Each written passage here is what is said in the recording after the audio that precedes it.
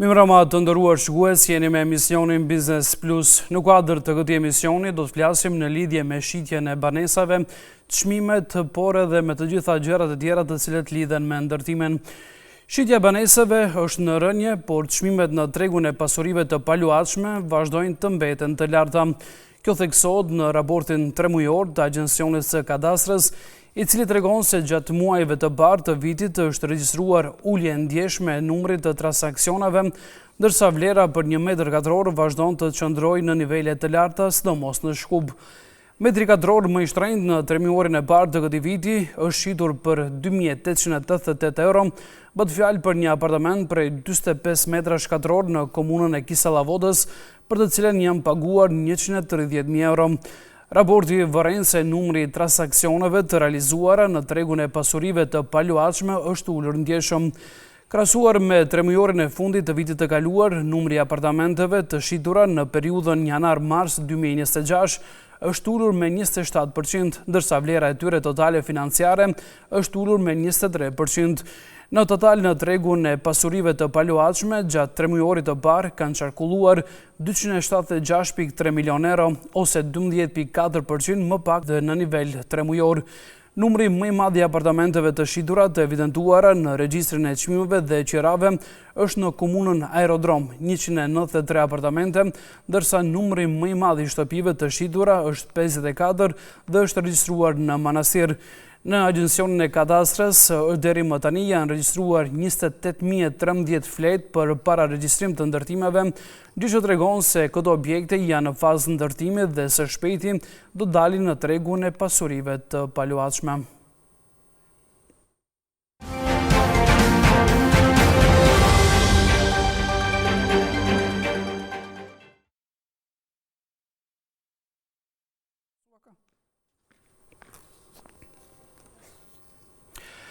Çmimet e banesave në Maqedoni të Veriut vazhdojnë të rriten, ndërsa ekspertët paralajmërojnë se tregu i pasurive të paluajtshme po largohet nga realiteti ekonomik.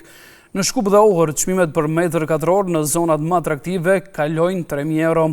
Sipas drejtorit të Agjencionit të Kadastrës, shpalljet online shpesh krijojnë pasqyrë të shtrembruar për vlerën reale të tregut, ndërsa nga oda e vlerësuesve kërkojnë ndryshim urgjent të metodologjisë së vlerësimit. Inflacioni, krizat globale dhe rritja e kostove të ndërtimit po ndikojnë drejt për drejt në rritjen e çmimeve të pasurive të paluajtshme, prandaj nevojitet sistem më fleksibil për vlerësim. Çmimet e banesave në Maqedoni të Veriut po shënojnë në rritje të ndjeshme, ndërsa ekspertët paralajmërojnë se tregu i pasurive të paluajtshme po largohet gjithnjë më shumë nga kushtet reale ekonomike. Çmimet më të larta për metër katror regjistrohen në Shkup dhe Ohër, ku në lokacionet më atraktive ato kalojnë edhe 3.000 euro. Sipas drejtorit të Agjencisë së Kadastrës, qytetarët shpesh marrin një pasqyrë të shtrembruar të gjendjes reale të tregut përmes shpalljeve në internet, ku publikohen çmime jo realisht të larta. Kjo krijon përshtypje për një rritje dramatike, e cila jo gjithmonë pasqyron vlerën reale të tregut. Нашата основна цел е ние да информираме, затоа што имаше долг период каде што граѓаните не можеа да се информираат колку е реалната пазарна вредност на недвижноста и затоа се пуштаат такви пробни балони без оглед од која страна да доаѓаат, дека имаме скок од 100%, од 200% на цените, што нешто не е реално. Nga oda e vlerësuesve, theksojnë se është e domosdoshme një ndryshim urgjent i metodologjisë për vlerësimin e pasurive të paluajtshme, pasi metoda aktuale bazuar në parametra të pandryshueshëm nuk reflekton vlera reale. Тек сме и разговори со Министерство за транспорт за итна промена на самата методологија, така да се надевам дека брзо ќе успееме да добиеме таа можност, за да може да добиеме и квалитетна процена со реална пазарна вредност, која што влијае и во оданочувањето и на транспарентноста пред граѓаните, за да може да имаме доверба во системот. Zhvillimet gjeopolitike, konfliktet ushtarake, inflacioni dhe rritja e çmimeve të materialeve të ndërtimit ndikojnë drejt për drejt në çmimet e pasurive të paluajtshme, prandaj nevojitet një sistem më fleksibil dhe më modern i vlerësimit.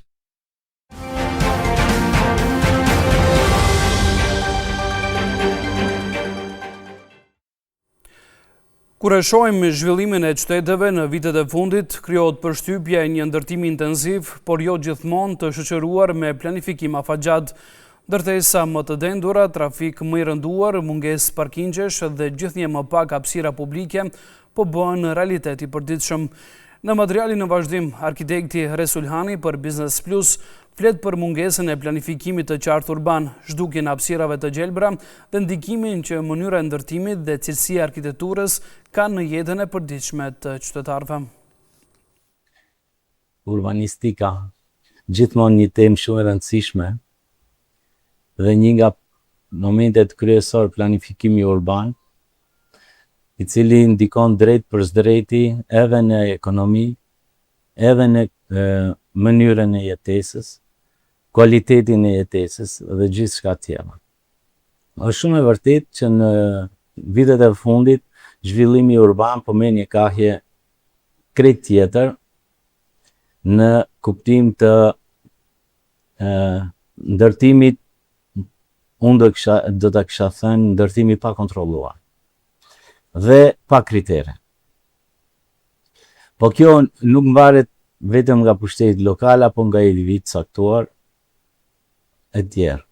E gjithë kjo mbaret nga mënyra qasja se si institucionet i qasen zgjedhjes së problemit të urbanistike apo të ndërtimeve në përgjithësi. Qasja pa diskutim që duhet bazuar edhe në ligjet, edhe në legjislacionin, por edhe normativat të cilat parashofin një jetë më komode për qytetarin. Pa u fut në pjesën tjetër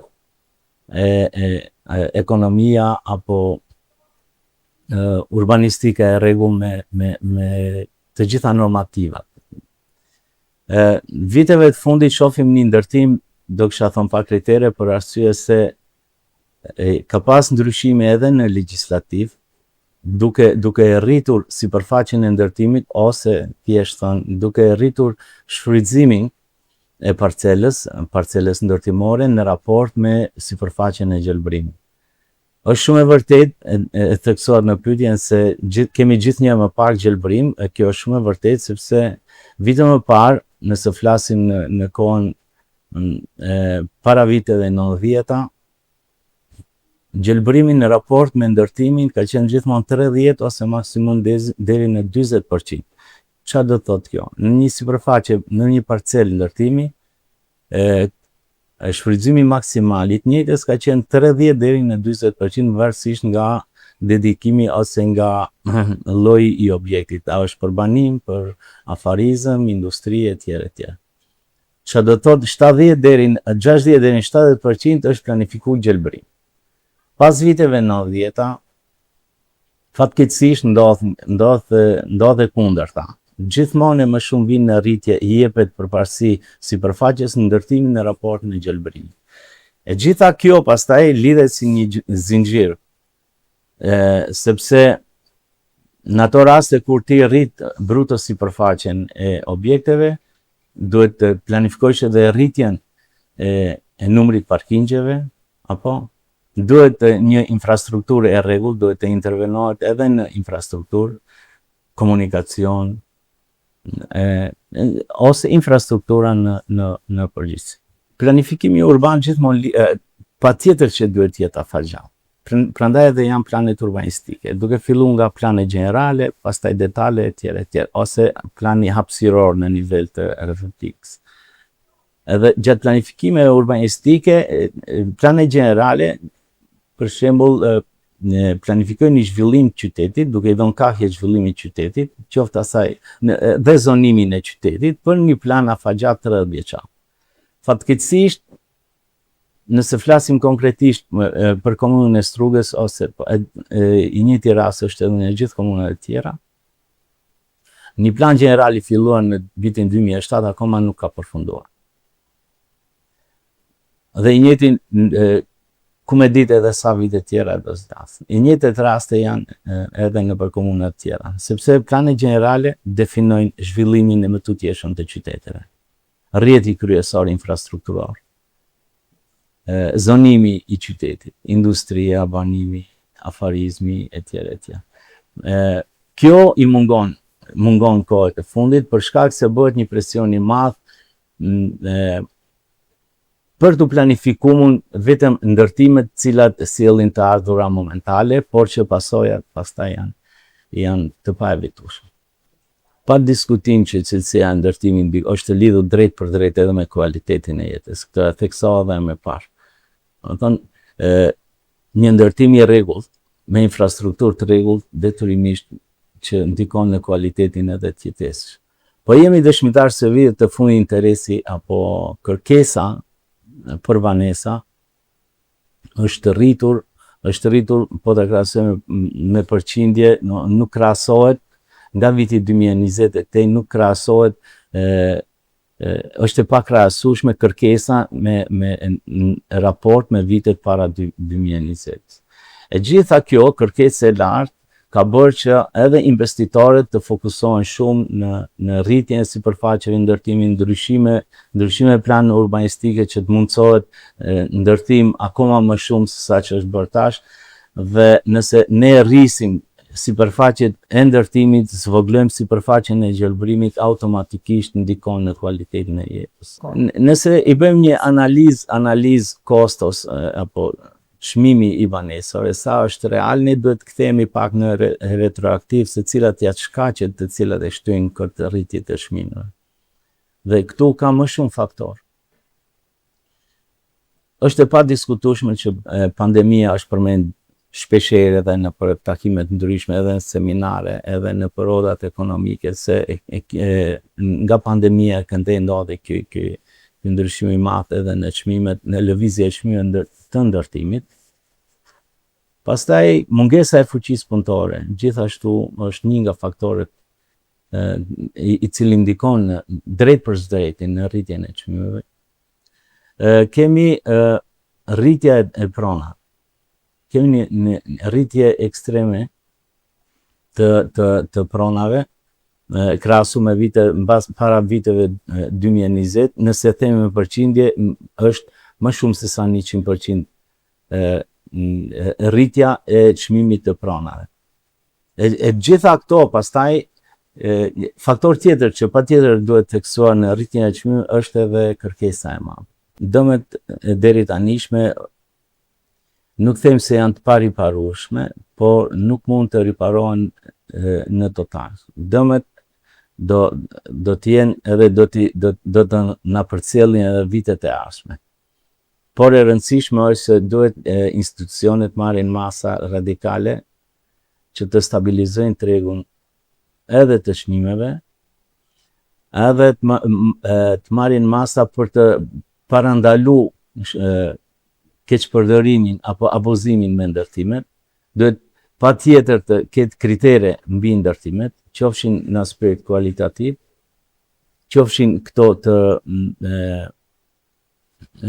rregullimit apo kontrollimit të çmimeve. Transparenca është gjithashtu shumë e rëndësishme, monopolizimi, sepse kemi edhe këtu në këtë fushë kemi abuzime, edhe unë shpresoj që në të ardhmen institucionet të vëdësohen për ato se çfarë po ndodh, sepse nëse bëjmë një krahasim rritja e standardit jetës në raport me rritjen e çmimeve të banesave, këtu kemi një hendek shumë të theksuar. Dhe nëse çmimet nga 2020 deri tash kanë çmimet e banesave sillen rreth 60-70% rritje. Nga ana tjetër, standardi ka një rritje apo pagat ka një rritje 20-25%. Kështu që ky hendek detyrimisht duhet institucionet, sidomos qeveria, ta ketë parasysh që merren masa konkrete për një stabilizim të kësaj gjendje.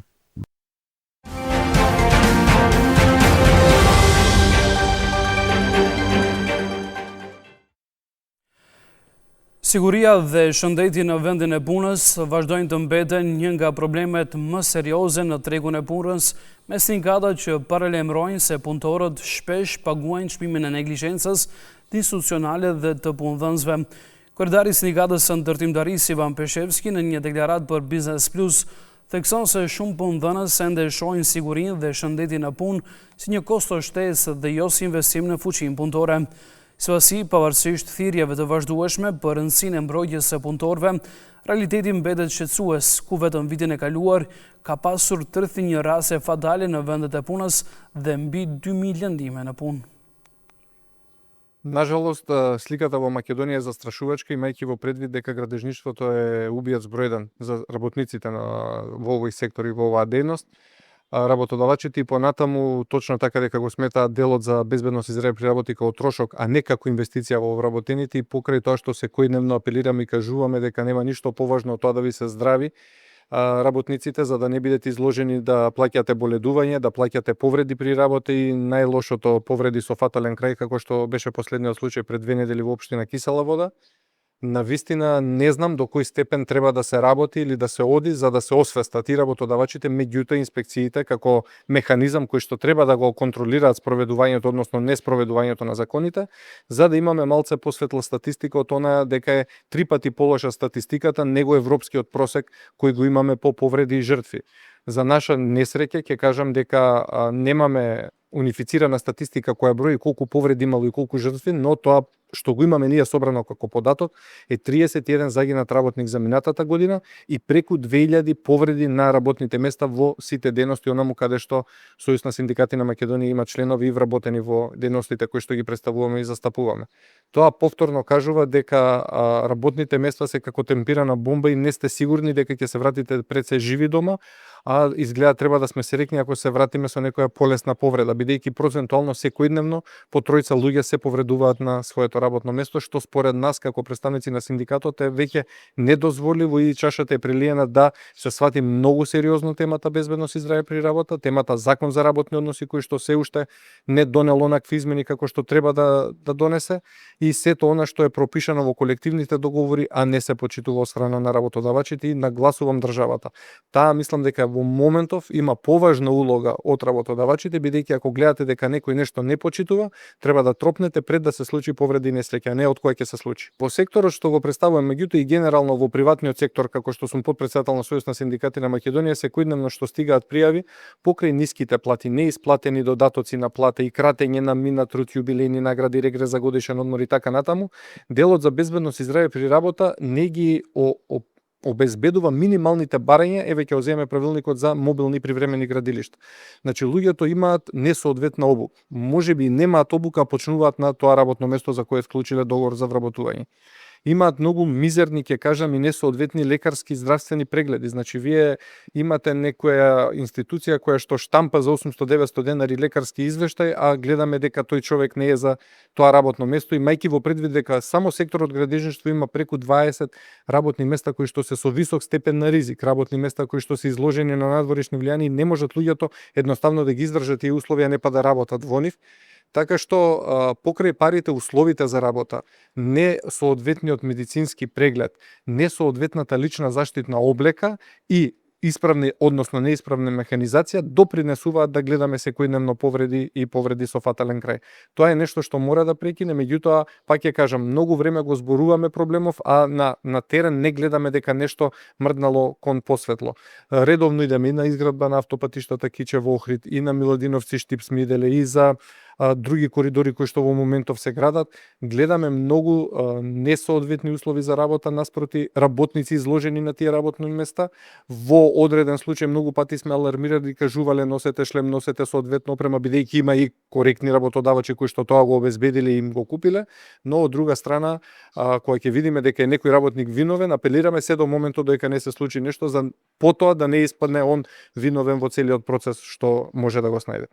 Па да бидам искрен, друг одговор немам и јас, освен да кажеме дека свесно прогледува низ прсти државата кај одреден, а тоа се голем број работодавачи, бидејќи многу од луѓето и анонимно веќе се плашат да пријават каде што се зима плата во плик, па имаат намалување на плата, има неисплаќање на тој дел, а сите во потрага за парче леп повеќе одат и преку времени часови нерегистрирани, одат и на друго место покрај тоа формалното пријавување кај одреден работодавач, и голем дел од повредите и несреќите не се пријавуваат токму поради тоа што свесно знае работникот дека отишол да работи на црно и самиот ќе биде виновен. Државата не сме да молчи од проста причина што само пред 2 години статистиката покажа дека имаме 12.000 помалку градежни работници. Тоа не се луѓе што заминале од една во друга компанија, туку тоа се луѓе што заминале од државата и повеќе дали ќе се вратат или не, се сомневаме. Имајќи во предвид дека и сите со минимална и просечна плата двоструко и троструко веќе не поминаа. Луѓето во борба за екзистенција и барање подобра работа ги игнорираат можеби некогаш условите за работа. Но верувајте дека треба да бидат приоритет број 1 условите и заштитната опрема, не само парите, затоа што гледаме дека на крајот на денот нема ништо да заработите ако загинете на своето работно место. Сето тоа во синџирот за да функционира како што треба да се испочитуваат и закон за работни односи, и закон за безбедност и здраве при работа, колективните договори, меѓутоа и сето тоа што го спроведува на терен инспекцијата да биде многу повеќе не само на пријавени представки од синдикатот, туку секојдневно да бидат со поголем број на инспектори на терен за да може да ги контролираат овие спроведувања на законите. Се останато ќе биде мртво слово на харта и џабе пишуваме и закони, и подзаконски акти и правилници ако тоа гледаме дека не се почитува. Пак ќе кажам, виновници голем дел се и работодавачите, меѓутоа државата како контролор на спроведување на законите треба многу повеќе да се уклучи на терен и да ги спроведува своите активности, не само да опоменува, туку и да казнува и казните да бидат поголеми, а не да видиме дека некој обештетен со 5000 евра семејството на работникот кој што загинал работникот, а од друга страна работодавачот има некои 200, 300 или 500 евра казна. Тоа е, мислам, незамисливо во нормално општество или во држава аспирант кон Европската унија. Видете, одамна македонскиот градежник си замина од Македонија и она што е во моментов останато од мајстори, техничари, инженери, верувајте дека треба да го платите многу повеќе него оние плати што ги гледаме, а веруваме на Државниот завод за статистика. Тоа се околу 38.000 денари просечна плата што некој во тие услови не би работел ни како мајстор, а камоли како техничар или како инженер.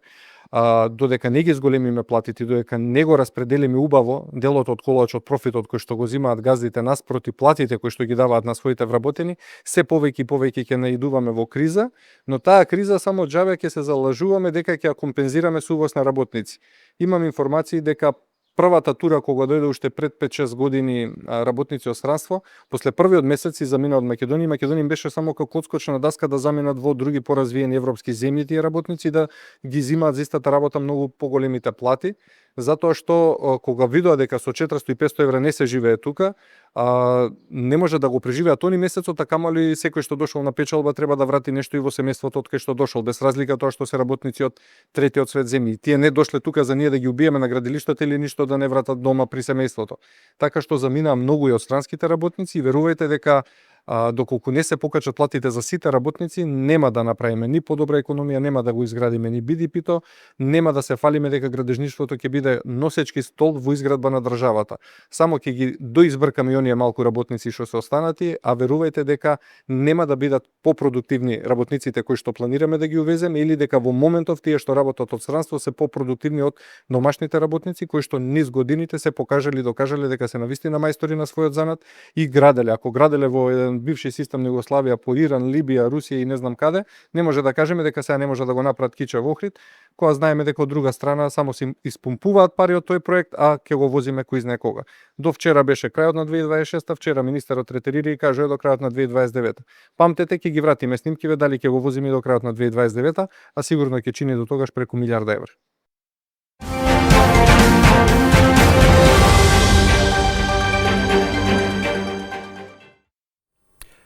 Tregu i pasurive të palaçme në rajon po kalon një periudhë rritje të vazhdueshme, ku blerja një banese është bërë gjithnjë më e paarritshme për shtresat e mesme.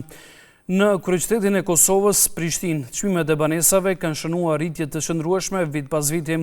Sipas të dhënave të agjencioneve, çmimet në periferi të qytetit janë stabilizuar rreth 1400 euro për metër katror, ndërsa në lagjet pranë qendrës ato kalojnë 2800 euro për metër katror, me raste që shkojnë edhe më lart. Në Shqipëri, veçanërisht në Tiranë, periferia nisën nga rreth 1000 euro metra katror, ndërsa në qendër çmimet arrin deri në 5500 euro metra katror. Banka e Shqipërisë raporton një rritje prej 41.7% të çmimeve në 6 muajorin e parë të vitit 2025, krahasuar me një vit më parë. Në Serbi, Beogradi po hyn në një fazë stabilizimi, çmimet janë rritur rreth 5.7% nga viti në vit gjatë 2025-s, duke sinjalizuar nga një ngadalësim të ritmit të rritjes, por jo në një rënje. Mesatarja e çmimit për metër katror në Beograd varion nga rreth 2.100 euro në lagjet e zakonshme deri në 4.610 euro në zonat elitare, dërsa në Mal të Zi interesi më i madh mbetet për apartamentet në Bregdetin Adriatik, veçanërisht në Budva, Kotor dhe Tivat, ku çmimet lëvizin nga 2.000 deri në 4.500 euro metër katror në vijën e parë të detit.